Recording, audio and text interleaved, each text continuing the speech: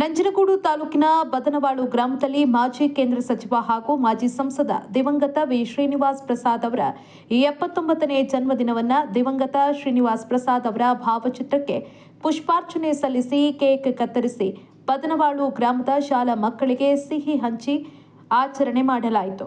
ನಂತರದಲ್ಲಿ ತಾಲೂಕು ಪಂಚಾಯಿತಿ ಮಾಜಿ ಸದಸ್ಯ ಬಿಎಸ್ ರಾಮು ಮಾತನಾಡಿ, ವಿ ಶ್ರೀನಿವಾಸ್ ಪ್ರಸಾದ್ ಅವರು ಸ್ವಾಭಿಮಾನಿ ಅನ್ನೋ ಹೆಸರನ್ನ ಪಡೆದಿದ್ರು. ಇಡೀ ಕರ್ನಾಟಕ ರಾಜ್ಯದಲ್ಲಿ ಜನಮನ್ನಣೆಯನ್ನ ಪಡೆದಿದ್ರು ಅಂತ ನೆನಪಿಸಿಕೊಂಡ್ರು. ಅವರು 6 ಬಾರಿ ಸಂಸದರಾಗಿ 2 ಬಾರಿ ಶಾಸಕರಾಗಿ ಚಾಮರಾಜನಗರ ಮತ್ತು ಮೈಸೂರು ಭಾಗಕ್ಕೆ ತಮ್ಮದೇ ಆದ ಕೊಡುಗೆಯನ್ನ ನೀಡಿದ್ದಾರೆ. ಶಿಕ್ಷಣ, ಆರೋಗ್ಯ ಕ್ಷೇತ್ರಗಳಿಗೆ ಹೆಚ್ಚು ಆದ್ಯತೆ ನೀಡಿದ್ರು.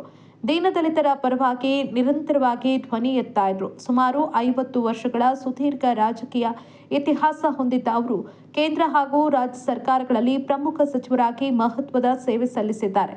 ಇಂಥ ನಾಯಕರು ನಮಗೆ ಮತ್ತೆ ಸಿಗೋದಿಲ್ಲ ಅಂತ ಭಾವುಕರಾಗಿ ಸ್ಮರಿಸಿದ್ರು. ವರದಿ ಮೋಹನ್ ಹುಲ್ಲಹಳ್ಳಿ, ನಂಜನಗೂಡು. 79ನೇ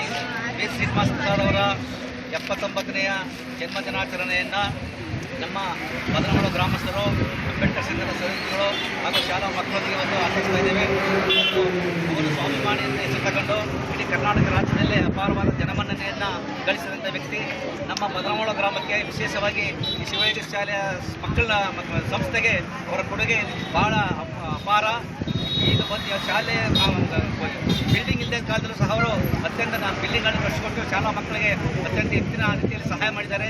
ಅದೇ ರೀತಿ ಕರ್ನಾಟಕದಲ್ಲಿ ಸ್ವಾಭಿಮಾನಿಯಿಂದ ದಲಿತ ಪರ ಹೋರಾಟ ಮಾಡಿ ಸ್ವಾಭಿಮಾನಿಯಿಂದ ಹೆಸರು ತಗೊಂಡಿದ್ದಾರೆ.